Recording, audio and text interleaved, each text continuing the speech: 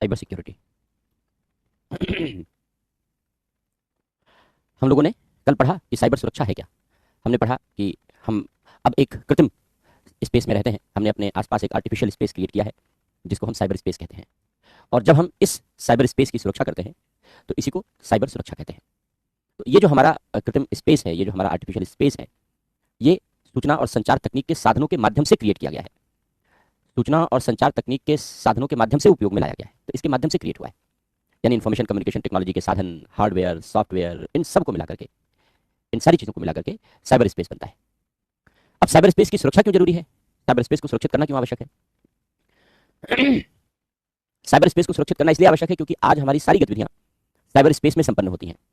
Private से लेकर के, इंडिविजुअल एक्टिविटी से लेकर के और गवर्नमेंट की सारी एक्टिविटी तक। देश की सुरक्षा, हमारी कानून व्यवस्था, हमारे डेवलपमेंट, हमारी बैंकिंग एक्टिविटी, सब कुछ अब इसी साइबर स्पेस में ही कंडक्ट होता है, सारी गतिविधियां। यानी हम अब साइबर स्पेस में हैं, मौजूद हैं और प्रभावी तरीके से मौजूद है। सरकार जितनी योजनाएं चलाती है, डायरेक्ट बेनिफिट ट्रांसफर के तहत आपको जो पैसा अकाउंट में जाते हैं, जैसे किसान सम्मान निधि के तहत पैसा जाता है, जिन बच्चों को स्कॉलरशिप मिलती है, स्कॉलरशिप का पैसा जाता है, जो महिलाएं मातृत्व वंदना योजना के तहत जो पैसा जाता है, सरकार की तरफ से जितना भी पैसा ट्रांसफर होता है, वो सारा पैसा, सारा का सारा पैसा साइबर स्पेस से होकर गुजर रहा है। सारा बजट, दूसरे देशों के साथ सारे रिलेशन, सिक्योरिटी, सब कुछ साइबर स्पेस की देन है। इसलिए साइबर स्पेस को सुरक्षित रखना हमारे लिए बहुत आवश्यक है। तो क्या उपाय किए गए हैं साइबर सुरक्षा को, साइबर सुरक्षा के लिए?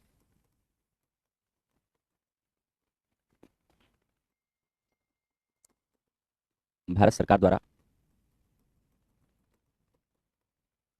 उठाए गए कदम, क्या क्या स्टेप्स लिए गए हैं साइबर स्पेस की सुरक्षा के लिए? पहली चीज, शुरुआत हुई 2000 से, जब आईटी एक्ट बनाया गया, इंफॉर्मेशन टेक्नोलॉजी एक्ट बनाया गया, IT act 2000, information technology act, सूचना प्रौद्योगिकी अधिनियम हिंदी में कहें तो सूचना प्रौद्योगिकी अधिनियम, इंफॉर्मेशन टेक्नोलॉजी एक्ट 2000 बनाया गया। ये देश का पहला साइबर लॉ है, ये देश का पहला साइबर कानून है। इस कानून के माध्यम से जो साइबर स्पेस के संसाधन हैं, उन साइबर स्पेस के संसाधनों को कानूनी मान्यता प्रदान की गई। इसके पहले हमारे देश में जो साइबर स्पेस के संसाधन थे, उनको कानूनी मान्यता प्राप्त नहीं थी। कहने का आशय यह है कि अगर हम कंप्यूटर का प्रयोग करते थे, प्रिंटर का प्रयोग करते थे, इस तरीके की कोई भी, अगर हम लोग आधुनिक संसाधनों का प्रयोग करते थे, ईमेल के माध्यम से डॉक्यूमेंट क्रिएट करते थे, तो उन सबको कोई वैधता नहीं थी, वो लीगली वैलिड नहीं थे, कानूनी रूप से वैध नहीं थे। लेकिन आईटी एक्ट 2000 बना करके सबसे पहला काम किया गया कि सूचना और संचार तकनीक के साधनों को कानूनी वैधता प्रदान की गई। साइबर अपराधों का विवेचन किया गया। साइबर अपराधों को, साइबर क्राइम को रोकने के लिए कैसे कदम उठाए जा सकते हैं, क्या कदम उठाए जा सकते हैं, क्या पनिशमेंट होगा, इन सारी बातों का वर्णन किया गया। तो ये देश का पहला साइबर लॉ है जिसने देश में साइबर स्पेस के लिए एक कानूनी ढांचा, एक लीगल फ्रेमवर्क इसने तैयार किया। कमियां बहुत सारी रही क्योंकि शुरुआत का ढांचा था, तो जाहिर सी बात है जितनी भी नई तकनीकें थी, उन सारी नई तकनीकों आदि को बिल्कुल भी ये शामिल नहीं कर पाया। दूसरी बात, साइबर सुरक्षा नीति बनाई गई 2013। 2013 में साइबर सिक्योरिटी पॉलिसी बनाई गई क्योंकि साइबर सुरक्षा के खतरे बढ़ते जा रहे थे, इंफॉर्मेशन कम्युनिकेशन टेक्नोलॉजी का प्रयोग बढ़ रहा था, उस प्रयोग के बढ़ने के साथ साथ साइबर सुरक्षा के खतरे बढ़ रहे थे। इसलिए साइबर सुरक्षा के खतरों को मिटिगेट करने के लिए, उन खतरों को कम करने के लिए साइबर सुरक्षा पॉलिसी 2013 निर्मित की गई। 2013 में साइबर सुरक्षा की नीति बनाई गई। इस नीति के माध्यम से देश में साइबर सुरक्षा के लिए 24/7 एक रेजिलियंट स्ट्रक्चर, एक लचीली संरचना बनाई जा सके, जो साइबर सुरक्षा के लिए एक मजबूत ढांचा निर्मित किया कर सके, इसके लिए प्रयास किया गया। तो क्या क्या कदम उठाए गए? पहला काम किया गया, सर्ट इन की स्थापना की गई। कंप्यूटर इमरजेंसी रिस्पांस टीम, इन मतलब इंडिया। तो कंप्यूटर इमरजेंसी रिस्पांस टीम बनाई गई, सर्ट इन कहते हैं इसको। इसका पर्पस था कि जितने भी साइबर खतरे हैं, उन साइबर खतरों को न्यून करना, साइबर खतरों को पहचानना और उनको समाप्त करना, उनको रोकना। तो एक तरीके से दमकल विभाग है ये, जैसे काम करता है उसी तरीके से सर्ट इन काम करता है। प्रिवेंटिव भी है, क्यूरेटिव भी है। साइबर खतरों से बचाव उपलब्ध कराता है, और अगर साइबर खतरे होते हैं तो उन साइबर खतरों को समाप्त करने और उन साइबर खतरों से होने वाली क्षति को, डैमेज को भरपाई करने में सर्ट इन अपनी भूमिका का निर्वाह करता है। तो इस साइबर सुरक्षा नीति के अंतर्गत सर्ट इन की स्थापना की गई। NCIIPC, national critical information infrastructure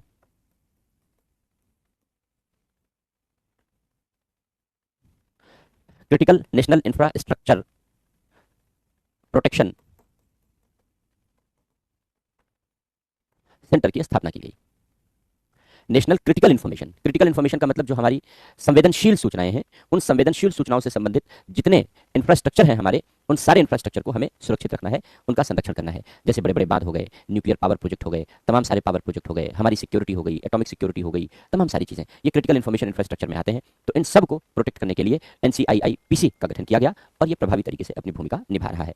इसके अलावा साइबर चेतावनी प्रणाली विकसित करने पर बल दिया गया कि साइबर हमलों की चेतावनी हमें समय से मिल सके और इसके माध्यम से हम प्रभावी तरीके से साइबर हमलों पर कंट्रोल कर सके, नियंत्रण कर सके।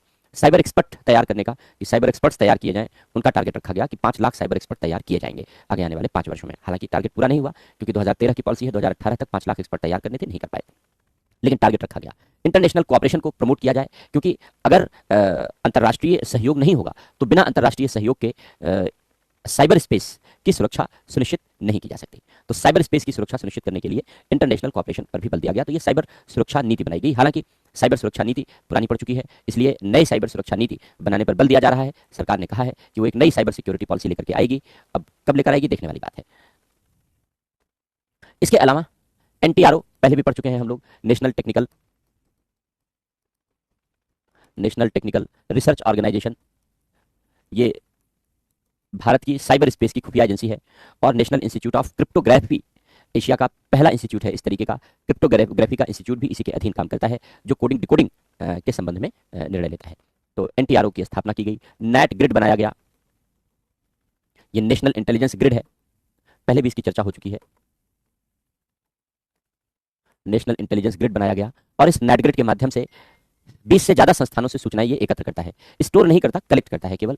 जैसे एयरलाइन हो गया, रेलवे हो गया, होटल हो गए, आयकर विभाग हो गया, रजिस्ट्री विभाग हो गया, तो तरह तरह से सूचनाएं एकत्र, बैंकिंग हो गया, जहां जहां व्यक्ति पैसा खर्च कर सकता है वहां से ये सूचनाएं कलेक्ट करता है और इंटेलिजेंस ब्यूरो, रॉ, NTRO इन सबको ये सूचनाएं प्रेषित करता है, जिससे कि बड़े पैमाने पर सूचनाओं के लिए इन संस्थाओं को पेन न लेना पड़े और बेहतर समय पर बेहतर एक्शन लिए जा सके। तो नेटग्रिड प्रभावी तरीके से काम कर रहा है। NCCC की स्थापना की गई है, national cyber coordination centre. National cyber coordination centre स्थापित किया गया है। ये फर्स्ट लेयर साइबर सिक्योरिटी है हमारे देश की। PPP के आधार पर यह चलाया जाता है, लोक निजी भागीदारी के आधार पर चलाया जाता है और इसको इसलिए डिजाइन किया गया जिससे भारत के साइबर स्पेस में कोई भी डेटा अगर एंटर करता है तो वो डेटा इस NCCC से स्कैन होकर गुजरे। ये फर्स्ट लेयर सिक्योरिटी है। इस फर्स्ट लेयर सिक्योरिटी से सारे डेटा को स्कैन करके ही इंडियन साइबर स्पेस में आने दिया जाए। तो ये बहुत डीप स्कैनिंग नहीं करता, क्योंकि डीप स्कैनिंग के लिए और मल्टी लेवल स्टेप्स आगे बढ़ाने होंगे, लेकिन अभी इसने फर्स्ट लेयर सिक्योरिटी का काम शुरू किया है। और फर्स्ट लेयर सिक्योरिटी का मतलब ये है कि कोई भी डेटा इंडियन साइबर स्पेस में गुजरेगा तो NCCC की स्कैनिंग के बिना गुजर नहीं सकता। तो अगर कहीं कुछ भी गड़बड़ होती है तो वो गड़बड़ NCCC की निगाह में आएगी। साइबर स्वच्छता केंद्र स्थापित किए गए हैं, जहां कोई भी व्यक्ति अपने इलेक्ट्रॉनिक संसाधनों को, जो मैलवेयर हैं यानी जो वायरस होते हैं, उन मैलवेयर से क्लीन कर सकता है। उसको साइबर स्वच्छता केंद्र कहते हैं। IT मंत्रालय के द्वारा साइबर सुरक्षित भारत स्कीम चलाई गई है, जिसके माध्यम से लोगों को साइबर सुरक्षा के विषय में जागरूक किया जा रहा है और साइबर सुरक्षा संबंधी जो चुनौतियां हैं उनको कम करके उनको अपग्रेड किया जा रहा है। I4C Indian cyber crime coordination centre बनाया गया है।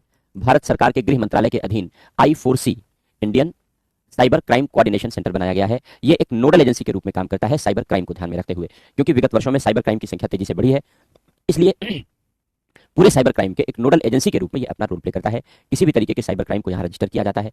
सरकार ने 1930 नंबर का वो टेलीफोन नंबर भी जारी किया है कि अगर कोई भी साइबर क्राइम है तो आप 1930 पर आप फोन करके साइबर क्राइम को आप रजिस्टर करा सकते हैं। वेबसाइट भी दी गई है, ईमेल ID भी दी गई है और ये टेलीफोन नंबर भी जारी किया गया है। जो भी साइबर क्राइम रजिस्टर्ड होते हैं उनका इन्वेस्टिगेशन और उनकी रिसर्चेस की, क्योंकि साइबर क्राइम हमेशा नए नए तरीके से किए जाते रहते हैं, तो उनकी पर रिसर्चेस करना जरूरी है, जिससे कि उन तरीकों को आइडेंटिफाई करके उनको हमेशा के लिए रोका जा सके। जैसे पहले मेल के जरिए लिंक भेजते थे, अब कम हो गया ये वाला काम। अब APK फाइल, व्हाट्सएप के जरिए, मैसेज के जरिए APK फाइल भेजने लगे। जैसे आप क्लिक करेंगे वैसे आपका सिस्टम हैंग हो जाएगा। तो सलाह दी गई कि भाई APK फाइल ओपन ही मत कीजिए, आप उसे टच ही मत कीजिए।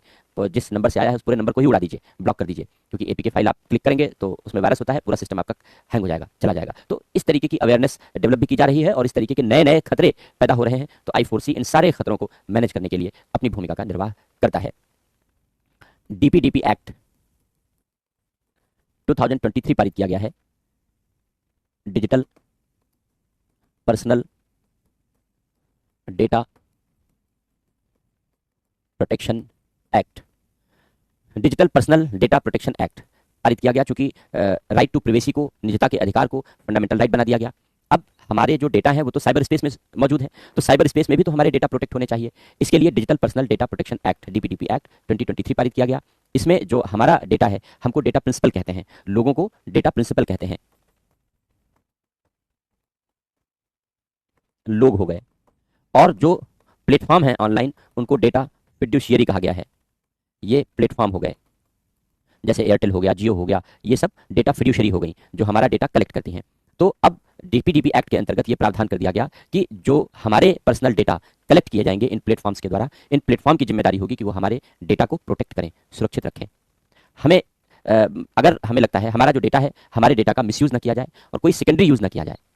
अगर हमारे डेटा का मिसयूज किया जाता है, सेकेंडरी यूज किया जाता है, तो इसे एक अपराध घोषित किया गया है और इसके लिए 250 करोड़ रुपए तक के फाइन के दंड का प्रावधान भी अधिनियम में किया गया है कि 250 करोड़ रुपए तक की सजा ऐसे प्लेटफॉर्म को दी जा सकेगी जो हमारे पर्सनल डेटा का मिसयूज करेंगे या सेकेंडरी यूज करेंगे बिना हमारी परमिशन के। डीपीओ डेटा प्रोटेक्शन ऑफिस बनाया गया है, डेटा प्रोटेक्शन बोर्ड बनाया गया है इन काम के लिए।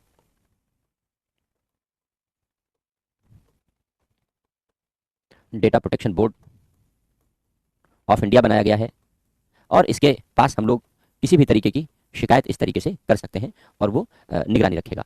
इसके लिए डीपीओ डेटा प्रोटेक्शन ऑफिसर्स भी तैनात किए जाएंगे और इनके माध्यम से डेटा प्रोटेक्शन ऑफिस और डेटा प्रोटेक्शन ऑफिसर्स, इनकी तैनाती की जाएगी और इसके माध्यम से हमारे डेटा को प्रोटेक्ट करने का प्रावधान किया गया है। तो एक्चुअली होता क्या है कि हम जो डेटा अपना शेयर करते हैं, आपने फ़ोन खरीदा, आपने सिम खरीदा, आपने अपना डेटा एयरटेल को या जियो को शेयर किया। अब ये लोग क्या करते हैं, लाखों डेटा कलेक्ट करके, करोड़ों डेटा कलेक्ट करके दूसरी एजेंसियों को बेच देते हैं, जो मार्केटिंग एजेंसियां हैं, इंश्योरेंस वाली एजेंसियां हैं। आप देखिए आपके फ़ोन पर तरह तरह के मैसेज आते रहते हैं, प्रॉपर्टी खरीद लो, इंश्योरेंस ले लो ना, तरह तरह के मैसेज आते रहते हैं। कहाँ से मिलता है आपका नंबर उन्हें मिलता है क्योंकि आपका नंबर रोज बेचा जाता है। ऐसे लाखों करोड़ों लोगों का नंबर इकट्ठा करके वो डेटा दूसरे को बेच दिया जाता है। लोग 4,000 5,000 रुपए में पूरा डेटा खरीद लेते हैं और इसके बाद अपना एक आदमी बैठा करके वो फोन करवाते रहते हैं। तो हमारा डेटा रोज खरीदा बेचा जाता है, ये तो क्राइम है। हमारी जानकारी के बिना हमारा डेटा कैसे कोई खरीद बेच सकता है? तो लेकिन अब इस क्राइम को रोका कैसे जाए, बड़ा कठिन काम है। तो इसी पर्पस के लिए ये व्यवस्था निर्मित की गई है। इसके अलावा जो साइबर स्पेस के लिए ऑपरेशन है, साइबर सिक्योरिटी के लिए, इसके लिए एक संयुक्त सिद्धांत बनाया गया है 2024 में। संयुक्त सिद्धांत बनाया गया 2024 में साइबर स्पेस की सिक्योरिटी के लिए, जिससे कि कैसे हमारी जो तीनों सेनाएं हैं, वो तीनों सेनाएं मिलकर के किस तरीके से साइबर स्पेस का उपयोग कर सकती हैं, देश में साइबर सुरक्षा प्रदान कर सकती हैं। क्योंकि अभी आपने देखा ऑपरेशन सिंदूर, वो पूरी तरीके से सब कुछ साइबर स्पेस में हो रहा था। तो ऐसी दशा में इस पूरे स्पेस को सिक्योर रखना हमारे लिए बेहद आवश्यक है। तो ये सारे कदम साइबर सिक्योरिटी के लिए भारत सरकार के द्वारा उठाए गए हैं। राज्य सरकारों ने भी कुछ कदम उठाए हैं, जैसे सर्ट की स्थापना राज्य सरकारों ने भी की है, साइबर थाने स्थापित किए हैं, साइबर पुलिस स्थापित किया है। हाँ, भारत सरकार ने भी साइबर सिक्योरिटी फोर्स स्थापित करने का निर्णय लिया है कि जैसे सीआरपीएफ वगैरह है, वैसे ही एक केंद्रीय साइबर सुरक्षा बल बनाया जाएगा। ये भी एक अच्छा निर्णय है। साइबर सिक्योरिटी फोर्स बनाई जाएगी। लेकिन राज्यों में केरल ने इस दिशा में एक अच्छा काम किया है। केरल ने एक साइबर डोम प्रोजेक्ट चलाया है।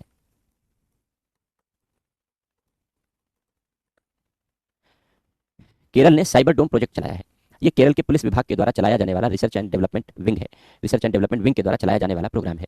इस साइबर डोम प्रोजेक्ट के माध्यम से जो केरल के पुलिस के लोग हैं, उन्हें साइबर स्पेस की ट्रेनिंग दी जा रही है, साइबर सिक्योरिटी की ट्रेनिंग दी जा रही है, साइबर स्पेस में पेट्रोलिंग की ट्रेनिंग दी जा रही है। जैसे पुलिस पेट्रोलिंग करती है ना, गश्त करती है हमारे एरिया में बाइक लेकर के, जीप लेकर के, ऐसे ही जो साइबर स्पेस है, वर्चुअल स्पेस है, वहां भी पुलिस की गश्त बढ़े, वहां भी पुलिस गश्त करे। तो जो साइबर अपराधी साइबर स्पेस में मौजूद होंगे, हम साइबर अपराधियों को साइबर स्पेस में धरपकड़ कर लेंगे, लेकिन तभी धरपकड़ कर पाएंगे जब साइबर स्पेस में साइबर पुलिस मौजूद होगी। तो इन सारे पर्पस के लिए ये साइबर डोम प्रोजेक्ट चलाया गया, अच्छा प्रोजेक्ट है। ऐसे प्रोजेक्ट सारे स्टेट को शुरू करने चाहिए, लागू करने चाहिए, क्योंकि साइबर स्पेस की गतिविधियां बढ़ रही हैं और साइबर स्पेस के लिए चैलेंजेस भी बढ़ रहे हैं।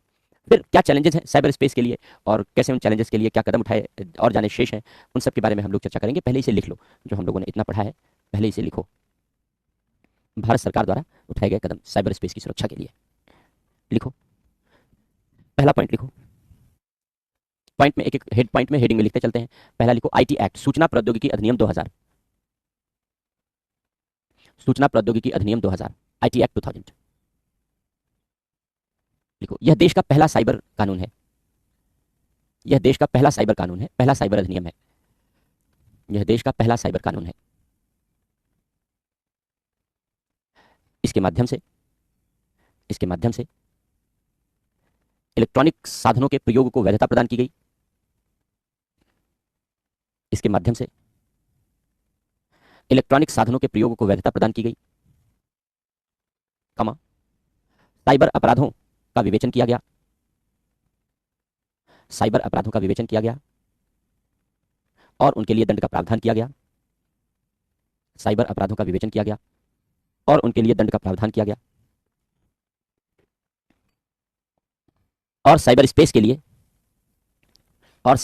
लिए एक अलग अधिकरण की स्थापना की गई। एक अलग अधिकरण की स्थापना की गई जिससे साइबर समस्याओं का समाधान किया जा सके। जिससे साइबर समस्याओं का समाधान किया जा सके।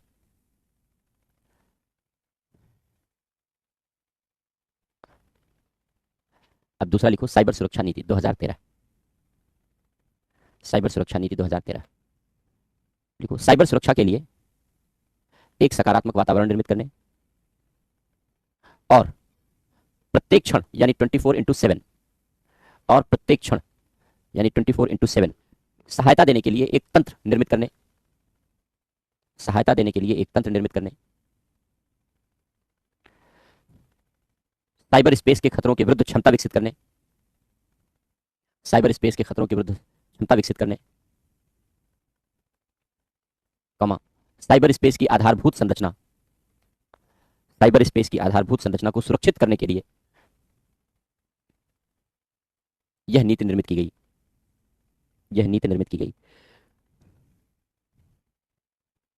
जिसके प्रमुख प्रावधान निम्नलिखित हैं।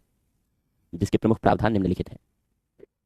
अब इसमें लिख लो नंबर 1, नंबर 2 साइबर सुरक्षा नीति में पहला पॉइंट लिखो, CERT in computer emergency response team India की स्थापना की गई। CERT in computer emergency response team की स्थापना की गई। स्थापना का प्रावधान किया गया जिससे किसी साइबर खतरे के प्रति तुरंत कार्रवाई की जा सके। किसी साइबर खतरे के प्रति तुरंत कार्रवाई की जा सके। अगला point, NCIIPC national critical information infrastructure protection centre.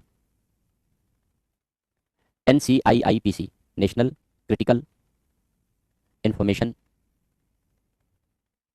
Infrastructure protection centre के गठन का प्रावधान किया गया। जिससे संवेदनशील यानी क्रिटिकल इंफॉर्मेशन इंफ्रास्ट्रक्चर को सुरक्षित रखा जा सके। क्रिटिकल इंफॉर्मेशन इंफ्रास्ट्रक्चर को सुरक्षित रखा जा सके और खतरों के प्रति क्षमता निर्मित की जा सके। अगला पॉइंट, एक उपयुक्त साइबर चेतावनी प्रणाली का विकास किया जाए। अगला पॉइंट, साइबर सिक्योरिटी एक्सपर्ट तैयार किए जाए। 5 लाख का लक्ष्य रखा गया था। साइबर सिक्योरिटी एक्सपर्ट तैयार किए जाए। अगला पॉइंट, अंतरराष्ट्रीय सहयोग में वृद्धि की जाए। तो बहुत सारी कमियां रह गई इस नीति में। अब बहुत कुछ चेंज हो गया। सोशल मीडिया इसमें कवर नहीं है, AI कवर नहीं है, क्लाउड कंप्यूटिंग कवर नहीं है। तो पुरानी नीति है, इसलिए नई नीति की बात की जा रही है। अगला लिखो, NTRO national technical research organisation. NTRO national technical research organisation.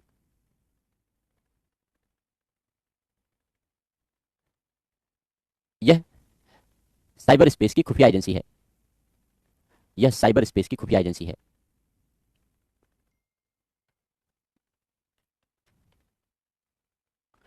इसके अंतर्गत national institute of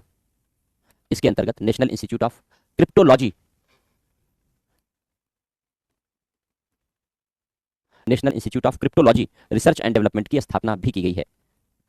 national institute of cryptology research and development, इसके अंतर्गत national institute of cryptology, coding decoding कैसे की जाए मैसेज की, क्रिप्टोलॉजी रिसर्च एंड डेवलपमेंट की स्थापना भी की गई है। अगला लिखो, नेट ग्रिड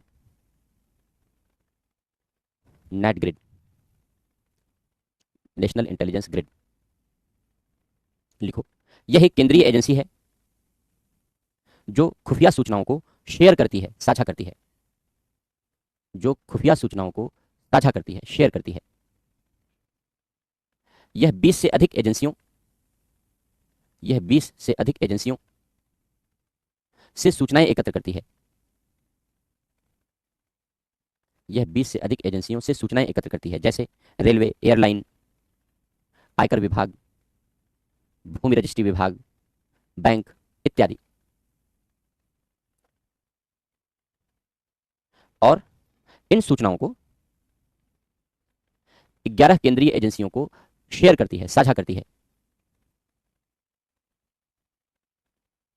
जैसे IB, raw, NIA, CBI, ED इत्यादि। इन एजेंसियों को साझा करती है। यह सूचनाओं का संग्रहण नहीं करेगा, इकट्ठा नहीं, ये स्टोर नहीं करेगा। यह सूचनाओं का संग्रहण नहीं करेगा, स्टोर नहीं करेगा, बल्कि सूचनाओं के प्रवाह को सुनिश्चित करेगा। सूचनाओं के प्रवाह को सुनिश्चित करेगा, जिससे किसी भी अवांछित गतिविधियों की पहचान की जा सके। जिससे किसी भी अवांछित गतिविधियों की पहचान की जा सके। दुरुपयोग हो सकता है फिर, क्योंकि अभी जो लोग इकट्ठा, जिन लोगों के पास आएगी सूचना, वो उसका मिसयूज कर सकते हैं। तो मिसयूज की संभावना हो सकती है, लेकिन ठीक है, कदम अच्छा है। अगला लिखो NCCC। NCCC national cyber coordination centre. National cyber coordination centre लिखो। यह गृह मंत्रालय के अधीन कार्य करने वाली एजेंसी है। यह गृह मंत्रालय के अधीन कार्य करने वाली एजेंसी है, जिसका मुख्य उद्देश्य साइबर स्पेस में कार्य करने वाली एजेंसियों के मध्य साइबर स्पेस में काम करने वाली एजेंसियों के मध्य सहयोग और सामंजस्य की स्थापना करना है। साइबर स्पेस में कार्य करने वाली एजेंसियों के मध्य सहयोग और सामंजस्य की स्थापना करना है। यह साइबर स्पेस के लिए निगरानी का कार्य करती है। यह साइबर स्पेस के लिए निगरानी का कार्य करती है और भारत के साइबर स्पेस में गुजरने वाले सभी ट्रैफिक, साइबर स्पेस के ट्रैफिक के लिए फर्स्ट लेयर साइबर सिक्योरिटी का कार्य करती है। फर्स्ट लेयर प्रथम चरण की साइबर सुरक्षा का कार्य करती है। फर्स्ट लेयर साइबर सिक्योरिटी का कार्य करती है। इसे PPP यानी लोक निजी भागीदारी के माध्यम से चलाया जा रहा है।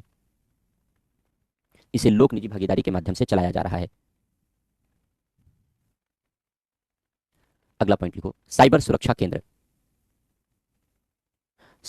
केंद्र।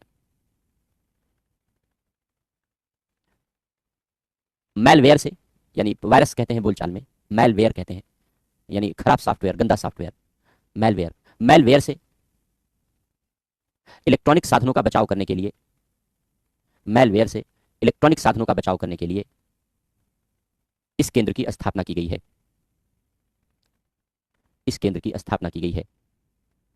कोई भी व्यक्ति इसका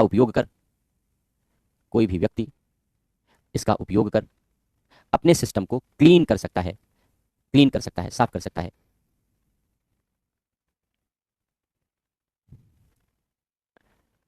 अगला लिखो, साइबर सुरक्षित भारत।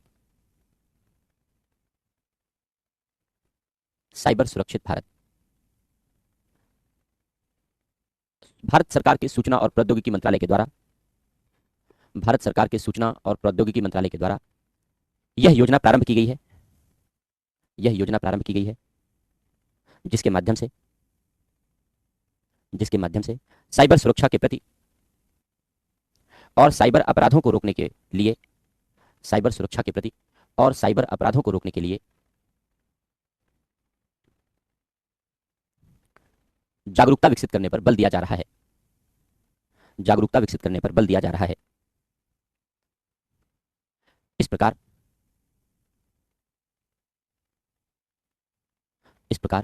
सभी फ्रंटलाइन IT वर्कर्स, जो सबसे आगे काम करते हैं, फ्रंट लाइन आईटी वर्कर्स और इंफॉर्मेशन सिक्योरिटी ऑफिसर्स, सूचना सुरक्षा अधिकारियों और इंफॉर्मेशन सिक्योरिटी ऑफिसर्स के लिए दिशा निर्देश जारी किए गए हैं। दिशा निर्देश जारी किए गए हैं। अगला पॉइंट लिखो, I4C, Indian cyber crime coordination centre. I4C, Indian cyber crime coordination centre. लिखो, भारत सरकार के गृह मंत्रालय के अधीन, भारत सरकार के गृह मंत्रालय के अधीन कार्य करने वाली यह एक नोडल एजेंसी है। कार्य करने वाली यह एक नोडल एजेंसी है जो साइबर स्पेस के दुरुपयोग को रोकने, साइबर स्पेस के दुरुपयोग को रोकने, आतंकियों और उग्रवादियों द्वारा साइबर स्पेस के उपयोग को रोकने, आतंकियों उग्रवादियों द्वारा साइबर स्पेस के उपयोग को रोकने और साइबर अपराधों की रोकथाम करने के लिए किया गया है। यह साइबर अपराधों की रोकथाम के लिए कार्य करती है, कार्य करती है।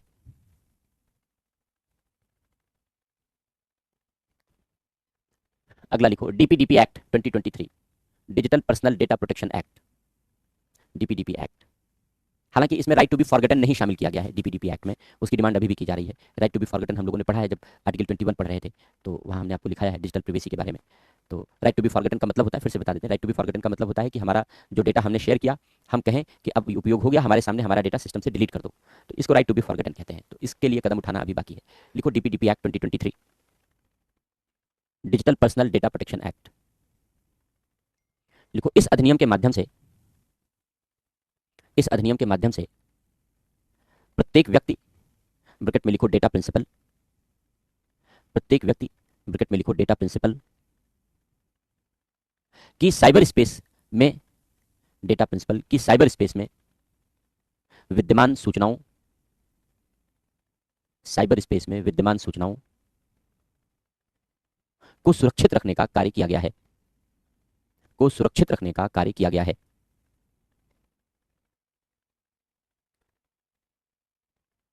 अतः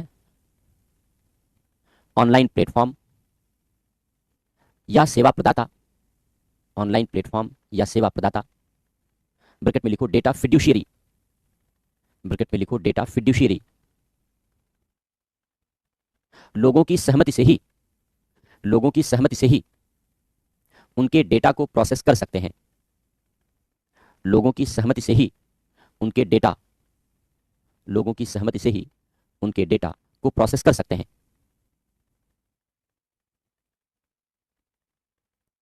इसका अनुपालन कराने के लिए, इसका अनुपालन कराने के लिए डेटा प्रोटेक्शन ऑफिस का गठन किया गया है, इसका अनुपालन कराने के लिए डेटा प्रोटेक्शन ऑफिस का गठन किया गया है।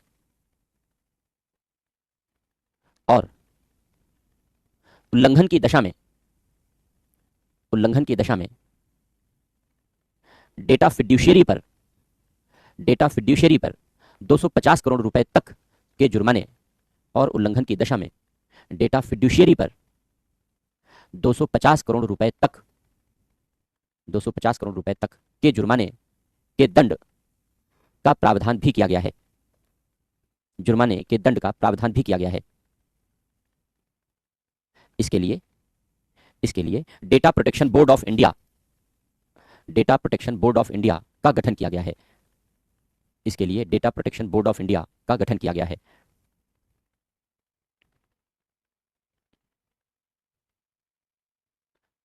अगला पॉइंट लिखो, साइबर स्पेस ऑपरेशन के लिए संयुक्त सिद्धांत, साइबर स्पेस ऑपरेशन के लिए संयुक्त सिद्धांत 2024,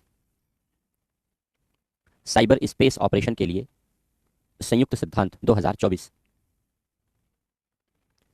सशस्त्र बलों के लिए, लिखो सशस्त्र बलों के लिए साइबर स्पेस में, सशस्त्र बलों के लिए साइबर स्पेस में किसी भी ऑपरेशन, किसी भी ऑपरेशन को चलाने के लिए मार्गदर्शन हेतु, मार्गदर्शन हेतु यह सिद्धांत निर्मित किए गए हैं, जिससे रियल टाइम इंटेलिजेंस शेयर की जा सके, जिससे रियल टाइम इंटेलिजेंस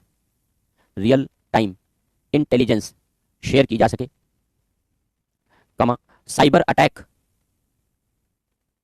साइबर हमलों को शुरू किया जा सके या उनसे बचाव किया जा सके, साइबर अटैक किए जा सकें, शुरू किए जा सकें या उनसे बचाव किया जा सके, कमा सिग्नल इंटेलिजेंस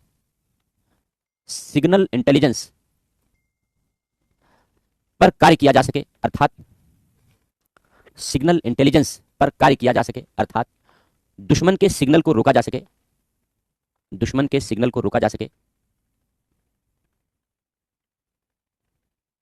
और इस प्रकार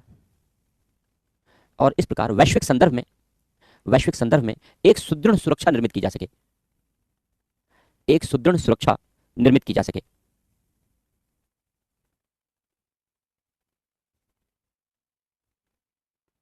सुदृढ़ सुरक्षा निर्मित की जा सके।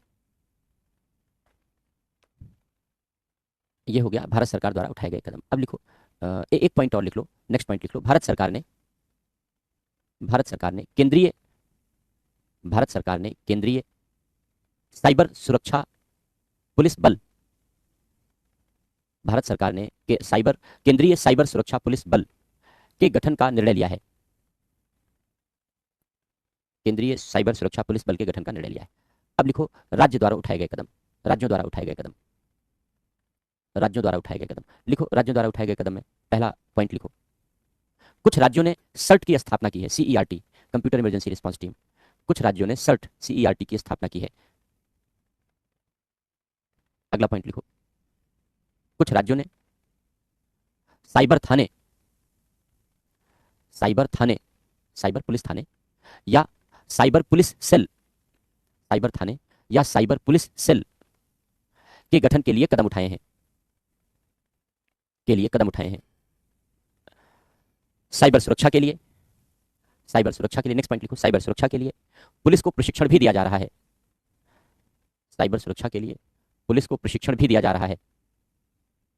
नेक्स्ट पॉइंट लिखो, केरल सरकार ने साइबर डोम प्रोजेक्ट की शुरुआत की है। यह केरल पुलिस विभाग का तकनीकी शोध एवं विकास केंद्र है, जिसके माध्यम से पुलिस को साइबर सुरक्षा के लिए प्रभावी प्रशिक्षण प्रदान किया जाता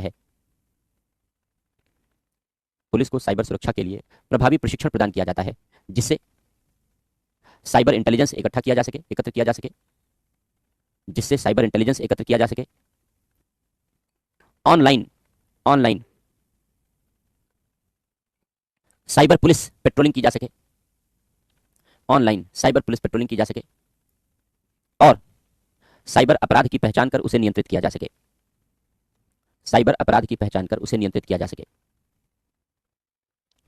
अब हेडिंग लिखो, साइबर अपराध के विरुद्ध संयुक्त राष्ट्र का अभिसमय।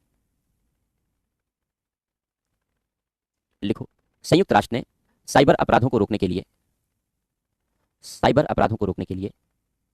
एक वैश्विक रूपरेखा निर्मित की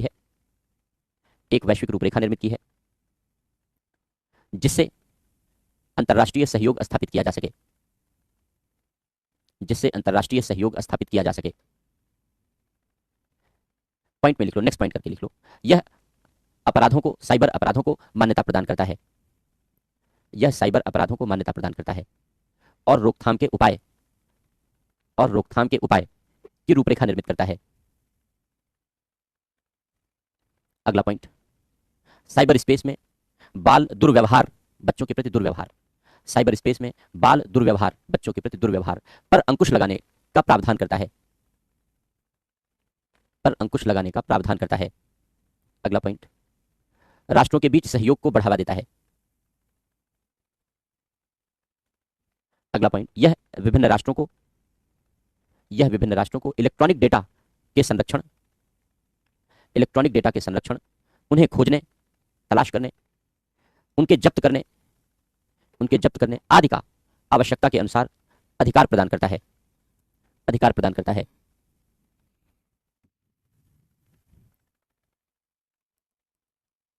अब चुनौतियां। साइबर स्पेस की क्या चुनौतियां हैं साइबर सिक्योरिटी की, सुरक्षा की? पहली बात, जो कानून बनाया गया पुराना है, अब जो साइबर स्पेस का नए कानून बनाने की जरूरत है। जैसे डेटा प्रोटेक्शन एक्ट बनाया गया तो उसमें राइट टू बी फॉरगॉटन नहीं दिया गया, तो नए कानून बन भी रहे हैं तो उनमें कमियां हैं, उन कमियों को दूर करने की जरूरत है। साइबर सिक्योरिटी पॉलिसी पुरानी पड़ चुकी है, क्योंकि 2013 की पॉलिसी है।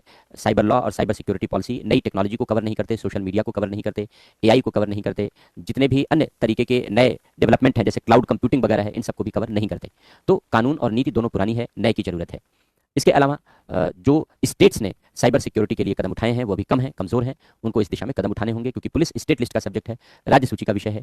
केरल ने इस दिशा में बेहतर कदम उठाया है, इसी तरीके से अन्य राज्यों को भी भूमिका निभानी चाहिए, कदम उठाना चाहिए। साइबर हमले बढ़े हैं विगत वर्षों में।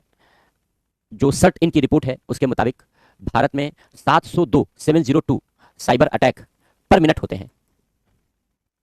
2024 के आंकड़ों के अनुसार 702 साइबर अटैक पर मिनट, प्रति मिनट भारत में 2024 में रिकॉर्ड किए गए हैं। यानी भारत विश्व के साइबर हमले होने वाले देशों में सबसे सेंसिटिव देशों में आता है। विश्व के जो 3 सबसे सेंसिटिव देश हैं, जो साइबर अटैक से सबसे ज्यादा प्रभावित हैं, भारत उनमें से एक है। G20 का जब सम्मेलन हुआ भारत में, हमने शुरू में बताया था कि G20 के सम्मेलन पर 16 लाख साइबर अटैक पर मिनट रिकॉर्ड किए गए।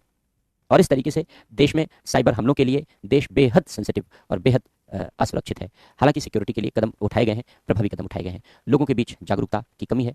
लोग साइबर स्पेस का यूज़ तो करते हैं, लेकिन अभी लिटरेसी की कमी है, ई लिटरेसी, ई साक्षरता की भी कमी है, जागरूकता की कमी है, ई जागरूकता, इलेक्ट्रॉनिक जागरूकता की कमी है। और इलेक्ट्रॉनिक संसाधनों के प्रयोग के संदर्भ में हम लोगों ने ट्रिपल पी की भागीदारी से जो भूमिका निभाई है उसको हमें और तेजी से निभानी पड़ेगी। क्रिप्टो करेंसी एक नई चुनौती के रूप में उभर कर सामने आई है। क्रिप्टो करेंसी का मतलब होता है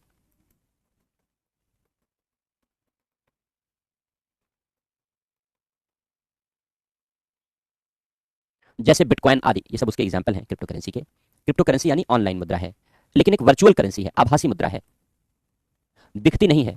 जैसे हम लोग पैसे को देखते हैं ना कि भाई इतना पैसा है हमारे पास, इतना पैसा, इतना रुपए है। अगर आप पेटीएम में, गूगल पे में, अगर आपके पास अकाउंट में पैसा है तो आप अपना बैलेंस चेक करते हो, आपको दिखता है इतना रुपया है आपके पास, तो पैसा आपको दिखता है। क्रिप्टो करेंसी में पैसा नहीं दिखता, डेटा दिखता है। ये डेटा फॉर्म में रन करती है, इसलिए एक तरीके की वर्चुअल करेंसी है। डेटा ही खरीदे जाते हैं, डेटा ही बेचे जाते हैं, डेटा में ही प्रैक्टिसेस होती हैं, उन डेटा की वैल्यू होती है। और इस तरीके से क्रिप्टो करेंसी का यूज किया जाता है।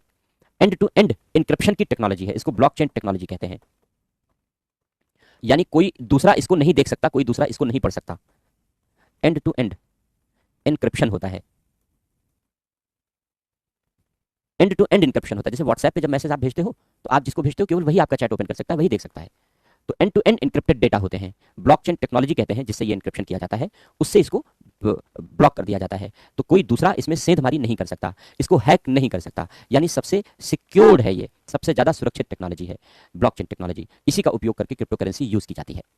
तो अब क्रिप्टो करेंसी हमारे लिए खतरा क्यों है? हालांकि कुछ देशों ने मान्यता दे दी है। क्रिप्टो करेंसी हमारे लिए खतरा इसलिए है क्योंकि कौन चला रहा है नहीं पता, पैसा कौन कंट्रोल कर रहा है ये तो पता है, हर देश की सरकार, डॉलर अमेरिका, रुपया भारत, हर देश की सरकार मुद्रा नियंत्रित करती है और मुद्रा का नियंत्रण सरकार के हाथों में होना चाहिए। लेकिन जो क्रिप्टो करेंसी है ये प्राइवेट ओन्ड करेंसी है, यानी प्राइवेट लोग इसको चला रहे हैं, सरकार नहीं चला रही है। प्राइवेट लोग कौन है चलाने वाले, कोई नहीं जानता। संगठित अपराधी हैं, आतंकी हैं, उग्रवादी हैं। कौन क्रिप्टो करेंसी चला रहे हैं, इसके मालिक कौन है, कोई नहीं जानता। लेकिन FATF, financial action task force, एक अंतरराष्ट्रीय एजेंसी है, और फाइनेंशियल एक्शन टास्क फोर्स, आगे लिखेंगे इसके बारे में मनी लॉन्ड्रिंग में, इसके जस्ट बाद। फाइनेंशियल एक्शन टास्क फोर्स जो FATF एक अंतरराष्ट्रीय एजेंसी है, उसका कहना है, उसका मानना है कि जितने भी आतंकी संगठन हैं वो क्रिप्टो करेंसी चलाते हैं, यूज करते हैं। जैसे अभी जो IS खुरासान प्रांत एक आतंकी संगठन है, ISKP, इस्लामिक स्टेट खुरासान प्रांत। वैसे ऐसे राक्षसों का नाम अपने हाथ से लिखना तो नहीं चाहिए, राक्षस है सब, इंसानियत के दुश्मन है। तो जो आतंकी संगठन है इस्लामिक स्टेट IS, तो जो IS खुरासान प्रांत है उसने इस बात को एक्सेप्ट किया है कि वो क्रिप्टो करेंसी के माध्यम से पैसे का लेन देन करता है, और क्रिप्टो करेंसी के माध्यम से उसने इतना पैसा, अमाउंट बताया उसने कि उसने इतना पैसा जनरेट किया है, इकट्ठा किया है, जिससे उसकी ताकत बढ़ रही है। तो इसको बताने के चक्कर में कि वो बहुत ताकतवर हो रहे हैं, उन्होंने बता दिया कि क्रिप्टो करेंसी के माध्यम से हम पैसा कमा रहे हैं और पैसा ले रहे हैं, क्योंकि क्रिप्टो करेंसी में लोग इन्वेस्ट करते हैं, जैसे बिटकॉइन वगैरह है। तो लोग पैसा इन्वेस्ट कर रहे हैं क्योंकि 200%, 300%, 400% तक मुनाफा दिया है इसने। अब ये कौन सा तरीका है मुनाफा देने का? जाहिर सी बात है फर्जी मुनाफा है, ड्रग बेच करके और हथियार बेच करके, मानव तस्करी करके, उन्हीं से ये मुनाफे दिए जा रहे हैं। उसका फायदा ये है इन लोगों को कि लोग लालच में ज्यादा से ज्यादा पैसा निवेश करते हैं मुनाफे के लिए। तो इन आतंकी संगठनों को ज्यादा से ज्यादा पैसा मिलता है और आम आदमी ही निवेश कर रहा है। हम ही क्रिप्टो करेंसी में पैसा देकर हम ही अपने ऊपर आतंकी हमला करवा रहे हैं।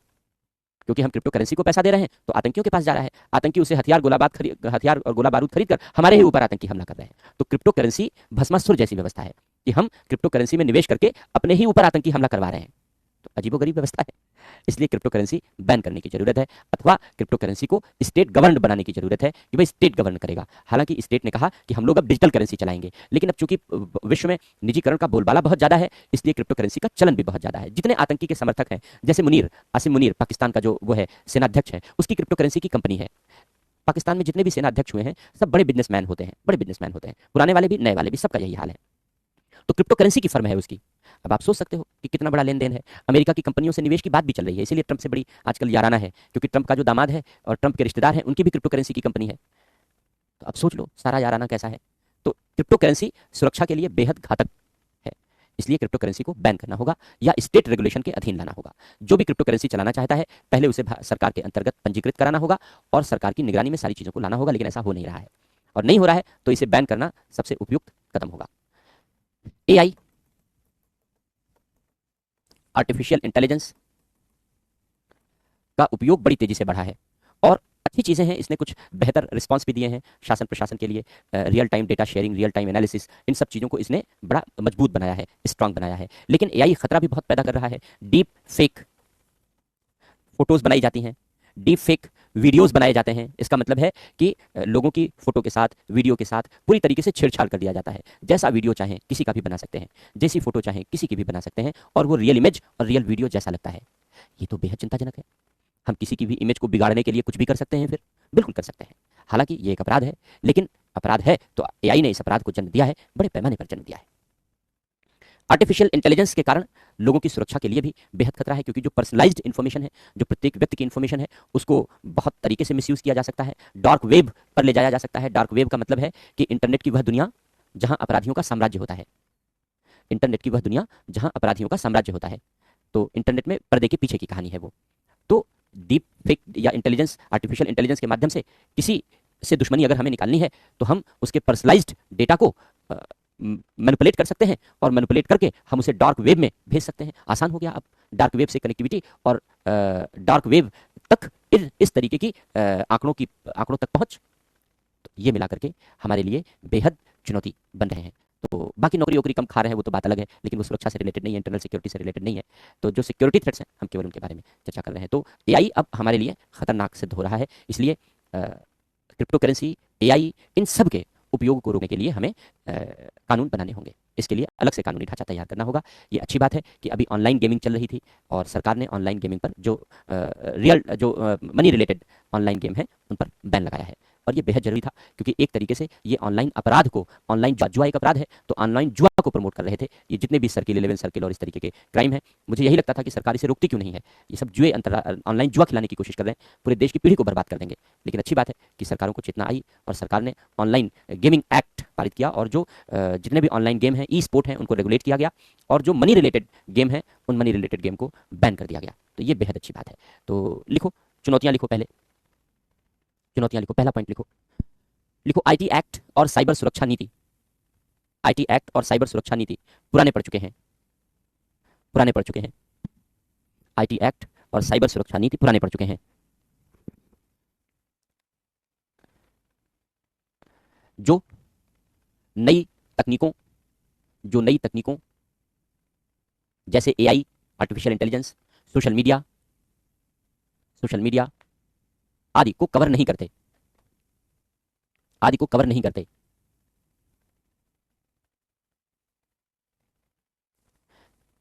अतः नए साइबर कानून और नए, अच्छा वो तो उपाय में लिख देंगे, नए साइबर कानून कवर नहीं करते। इसलिए साइबर स्पेस की चुनौतियों का सामना करने में पूर्ण रूप से सक्षम नहीं है। साइबर स्पेस की चुनौतियों का सामना करने में पूर्ण रूप से सक्षम नहीं है।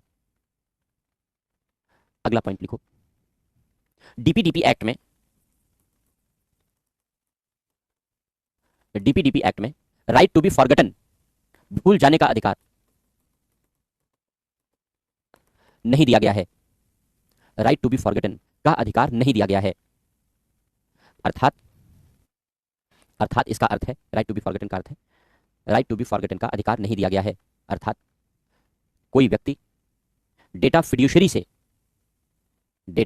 से डेटा के उपयोग के बाद डेटा के उपयोग के बाद डेटा को डिलीट करने, रिमूव करने का अधिकार नहीं रखता है। डेटा को डिलीट करने या रिमूव करने का अधिकार नहीं रखता है।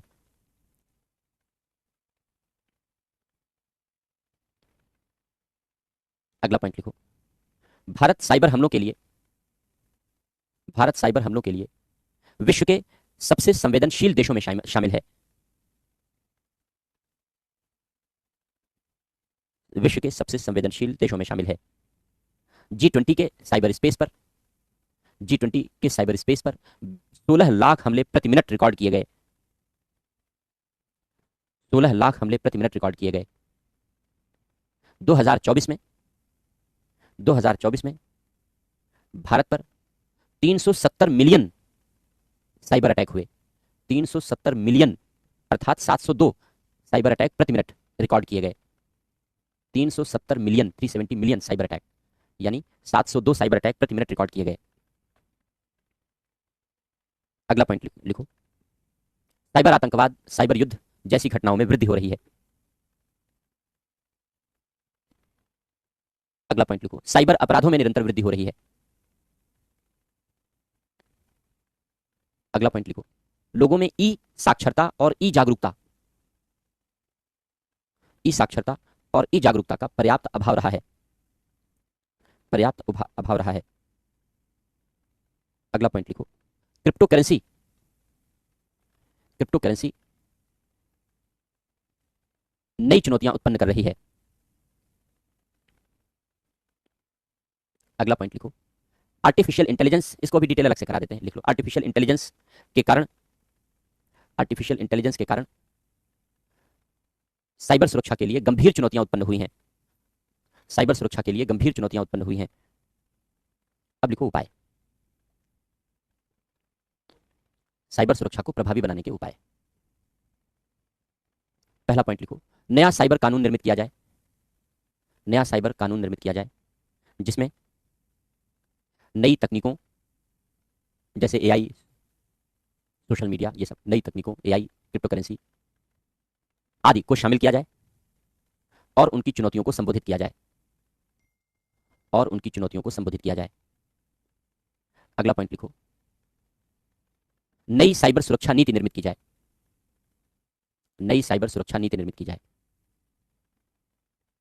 उसमें भी यही सारी बातें हैं जो अभी ऊपर लिखा, जिसमें नई तकनीकों, नई चुनौतियों को शामिल किया जाए। एआई है, क्रिप्टो करेंसी है, सोशल मीडिया है, ये सब को शामिल किया जाए। अगला पॉइंट लिखो। डीपीडीपी एक्ट में संशोधन कर राइट टू बी फॉरगेटन उपलब्ध कराया जाए। अगला पॉइंट लिखो। केंद्र एवं राज्यों के स्तर पर प्रभावी साइबर सिक्योरिटी फोर्स निर्मित की जाए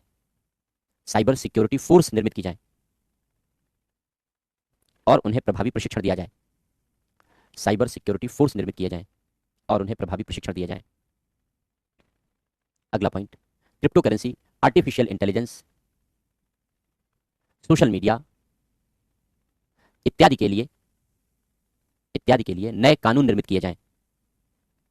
अलग अलग कानून निर्मित किए जाएं। अगला पॉइंट। साइबर बीमा की शुरुआत की जाए। अगला पॉइंट। साइबर सिक्योरिटी के क्षेत्र में दक्षता निर्माण पर बल दिया जाए।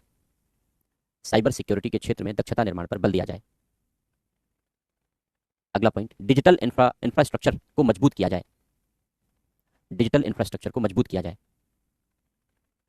अगला, लोगों को ई साक्षर और ई जागरूक बनाया जाए। नेक्स्ट, अंतर्राष्ट्रीय सहयोग को विकसित किया जाए।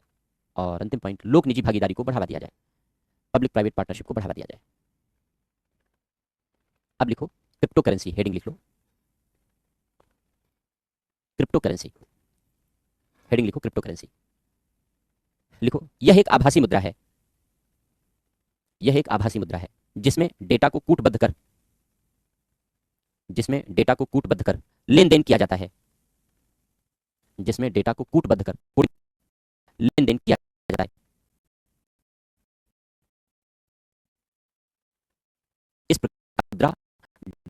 फॉर्म में होती है, डेटा के रूप में होती है। मुद्रा डेटा के रूप में होती है।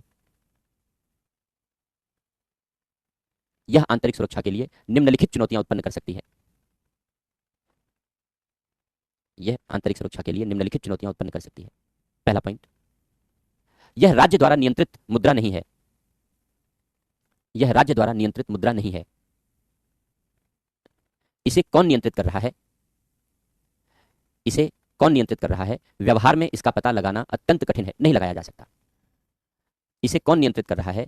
व्यवहार में इसका पता लगाया जाना अत्यंत कठिन है, पता नहीं लगता, अत्यंत कठिन है। अतः इसका दुरुपयोग या इसका नियंत्रण संगठित आपराधिक गिरोह या आतंकी कर सकते हैं। अतः इसका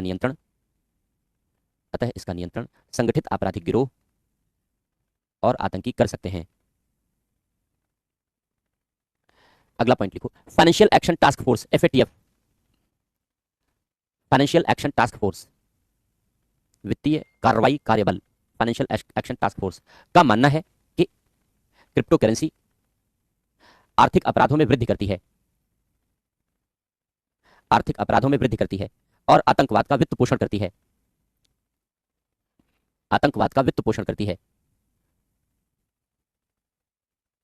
अगला पॉइंट लिखो, इस्लामिक स्टेट खुरासान प्रांत, ISKP, इस्लामिक स्टेट खुरासान प्रांत आतंकी संगठन ने यह स्वीकार किया है कि वह क्रिप्टो करेंसी के माध्यम से धन अर्जित कर रहा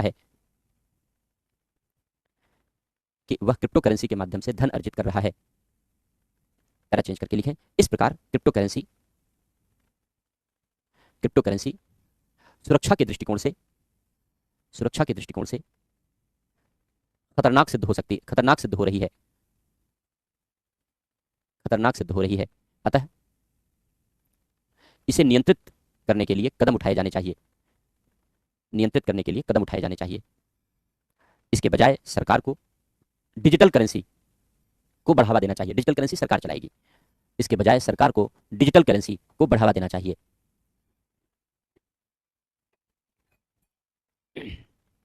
अब लिखो आर्टिफिशियल इंटेलिजेंस से चुनौती। आर्टिफिशियल इंटेलिजेंस, ये तो क्रिप्टो करेंसी हो गया, लिखो आर्टिफिशियल इंटेलिजेंस से आंतरिक सुरक्षा को चुनौती। पहला पॉइंट लिखो, इसका दुरुपयोग कर डीप फेक फोटो वीडियो निर्मित की जा रही हैं या निर्मित की जा सकती हैं। दूसरा पॉइंट, इससे उन्नत मैलवेयर तैयार किए जा सकते हैं। एडवांस वायरस कह सकते हैं, वायरस मतलब मैलवेयर। इससे एडवांस या उन्नत मैलवेयर तैयार किए जा सकते हैं। और साइबर अपराधों में तीव्र वृद्धि की जा सकती है। अगला पॉइंट, व्यक्तिगत डेटा को विद्रूप करना, वित्तीय फ्रॉड करना इससे आसान हो गया है। अगला पॉइंट, यह लोगों के जीवन और उनकी प्रतिष्ठा के लिए भी खतरा उत्पन्न कर सकता है।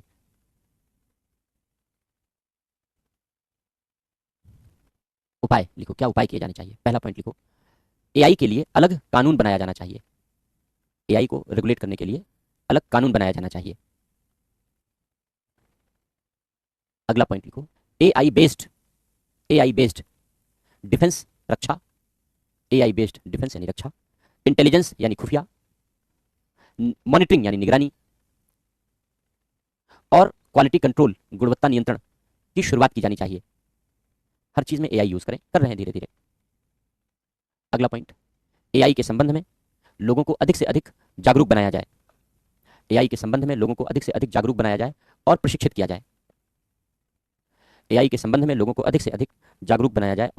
जाए। तो ये हो गया साइबर सिक्योरिटी के बारे में।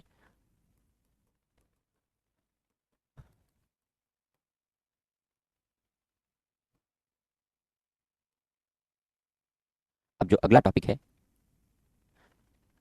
साइबर सिक्योरिटी के बाद, वो है मनी लॉन्ड्रिंग। साइबर सिक्योरिटी के बाद जो नेक्स्ट टॉपिक है वो है मनी लॉन्ड्रिंग, धन शोधन। क्या है धन शोधन और कैसे धन शोधन विगत वर्षों में किया जाता रहा है, इन सब के बारे में हम लोग यहाँ चर्चा करेंगे। धन शोधन एक तरीके का क्राइम है, अपराध है। धन शोधन एक तरीके का अपराध है, मनी लॉन्ड्रिंग। धन मतलब धन है, शोधन मतलब शुद्ध करना है। मनी मतलब धन है, तो धन, मनी लॉन्ड्रिंग का मतलब है धन को शुद्ध करना है। धन को शुद्ध करने का मतलब क्या है? इसका मतलब है कहीं न कहीं कुछ गंदा धन है तो गंदा धन आता है, गलत धन आता है। गंदा धन का मतलब है जो धन अवैध तरीके से कमाया गया है, गलत तरीके से कमाया गया, जैसे रिश्वत ली गई तो गंदा धन है, गलत तरीके से कमाया गया। तस्करी की गई, हथियारों की तस्करी, मानव तस्करी, ड्रग तस्करी, तो गंदा धन है। तो इस तरीके के जितने भी कार्य हैं उन तमाम कार्यों से गंदा धन जनरेट होता है। अब अगर इस गंदे धन को हमें प्रयोग में लाना है, मान लो अगर इस गंदे धन को हम उपयोग में लाना चाहते हैं तो गंदे धन को उपयोग में लाने के लिए शुद्ध करना पड़ेगा। क्योंकि अगर रिश्वत का पैसा है, कोई अधिकारी है, रिश्वत का पैसा है उसके पास और 100 करोड़ रुपए उसने रिश्वत कमा के रख लिया और उसको खर्च करना चाहता है, तो खर्च करेगा, दिख जाएगा तो सबकी निगाह में आ जाएगा कि भाई इतना तो इनकम नहीं है, इतना पैसा क्यों खर्च कर रहा है, कहाँ से कमाया है। चलो, तो जो गलत तरीके से कमाया गया धन है, गंदा धन है, उसको बाजार में प्रयोग में लाने के लिए, बाजार में प्रयोग में लाने के लिए उसको मुख्य धारा में शामिल करना पड़ता है, बैंकों में, और यानी उसको शुद्ध करना पड़ता है कि लोग कहें ये आपकी साफ सुथरी इनकम है। तो जो गंदा धन है उसको साफ सुथरा बनाने की जो प्रक्रिया है, शुद्ध बनाने की जो प्रक्रिया है, यही धन शोधन। ये प्रक्रिया गैर कानूनी होती है, इसलिए यह एक अपराध है। धन शोधन को एक अपराध कहा जाता है, एक क्राइम कहा जाता है। कैसे होता है धन शोधन का यह क्राइम? 3 स्टेजेस होते हैं नॉर्मली, बाकी तो है तरह तरह से, लेकिन मोटे तौर पर 3 स्टेजेस होते हैं। प्लेसमेंट है, यानी जो गंदा तरीके से कमाया गया धन है उसको हम वैध अर्थव्यवस्था में प्रवेश कराते हैं, प्लेसमेंट, एंट्री कराते हैं उसकी। कैसे एंट्री कराते हैं? जैसे मान लो 5 लाख रुपए है तो उसकी एंट्री करानी है, छोटा सा अमाउंट लेकर बता रहे हैं, तो 40-40 हज़ार रुपए करके बैंक में जमा कर दीजिए रोज, कोई पूछने वाला नहीं है। क्योंकि 50,000 रुपए जमा करेंगे तो पैन कार्ड देना पड़ेगा, उससे कम जमा करेंगे तो पैन कार्ड की जरूरत नहीं है, तो क्यों 49 और 48 जमा करें, 40-40 कर दो, तो और बैंक की निगाह से बचे रहेंगे।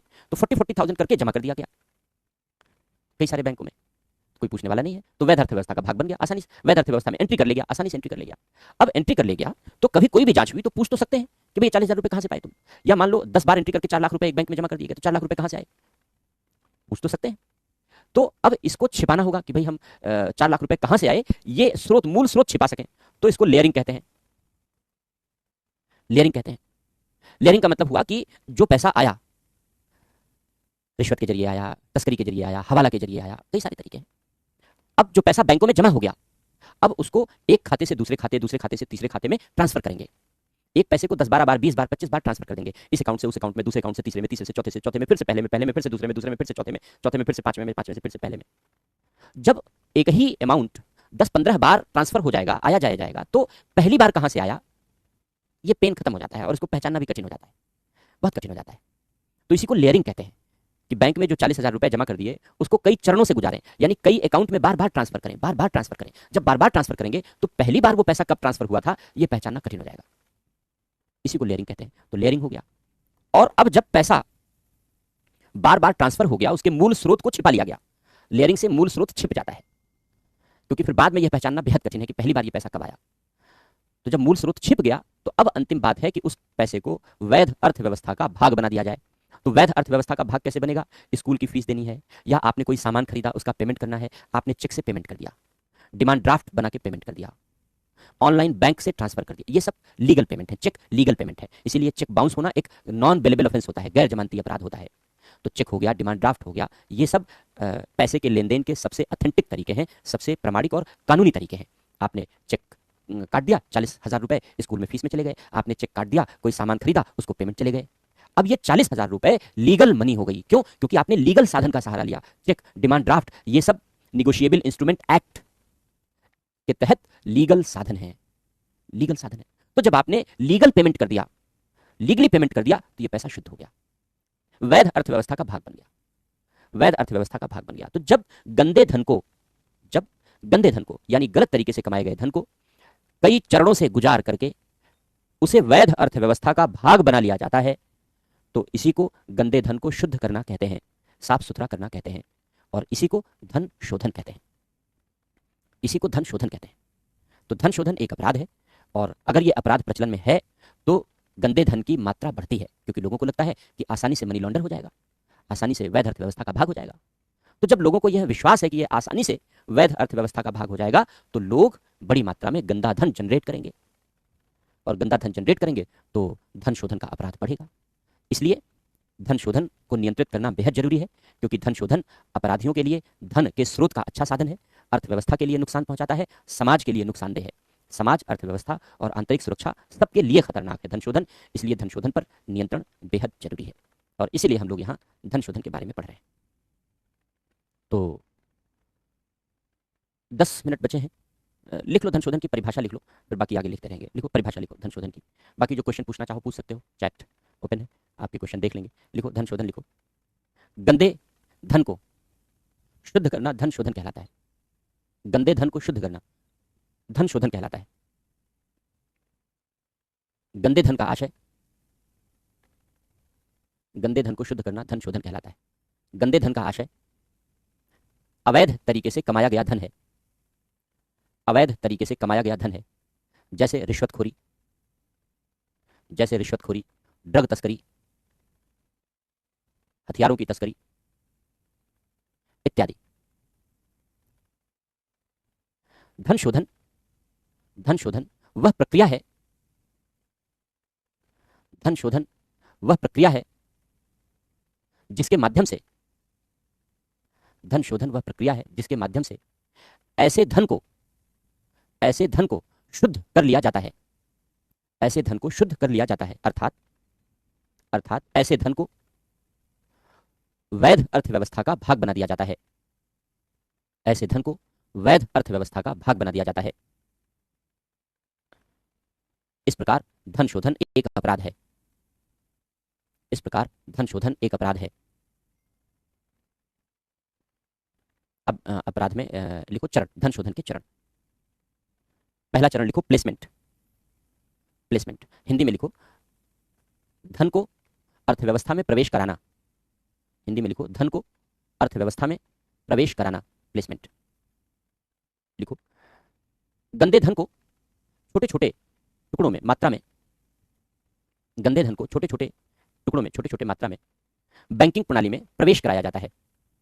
बैंकिंग प्रणाली में प्रवेश कराया जाता है, बैंकों में जमा कराया जाता है, ऐसे भी लिख सकते हो, बैंकों में जमा कराया जाता है या बैंकिंग प्रणाली में प्रवेश कराया जाता है।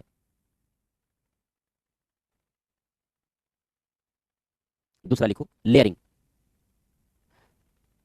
अनेक चरणों से गुजारना। हिंदी में लिखो अनेक चरणों से गुजारना, लेयरिंग, अनेक चरणों से गुजारना, लेयरिंग।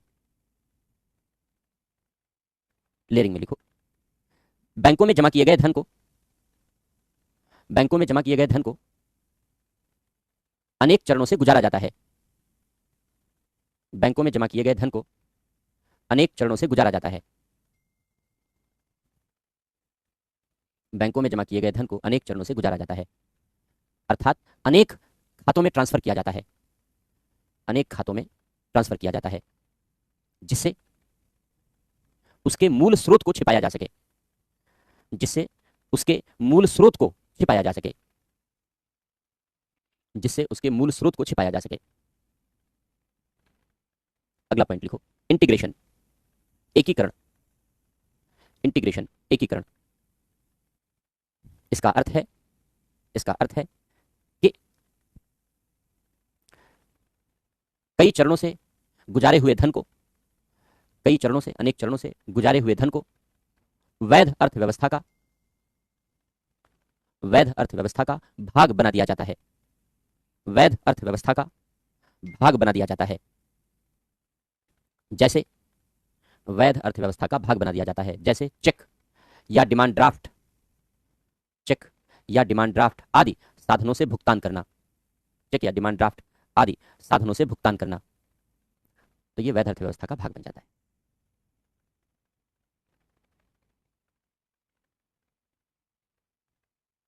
तो ये हो गया धन शोधन के बारे में, मनी लॉन्ड्रिंग के बारे में कॉन्सेप्ट हम लोगों ने समझ लिया। बाकी कैसे मनी लॉन्ड्रिंग की जाती है और क्या क्या और तरीके हैं मनी लॉन्ड्रिंग करने के, क्या रोकथाम के लिए, क्या प्रभाव है मनी लॉन्ड्रिंग का, क्या रोकथाम के तरीके हैं, इन सारी बातों के विषय में हम लोग आगे चर्चा करेंगे, कल करेंगे। तो जो कुछ पूछना हो 5 मिनट, चलो हम लोग। ब्लॉकचेन टेक्नोलॉजी कैसे काम करती है? सॉफ्टवेयर बेस्ड है, हर चीज़ सॉफ्टवेयर बेस्ड है। तरह तरह के प्रोग्राम होते हैं, पाइथन प्रोग्राम है और तरह तरह की लैंग्वेजेस होती हैं, सब जानते हो। तो उन्हीं के बेस पर सॉफ्टवेयर जनरेटेड प्रोग्राम है और इसी सॉफ्टवेयर जनरेटेड प्रोग्राम के माध्यम से इसे डिज़ाइन किया जाता है।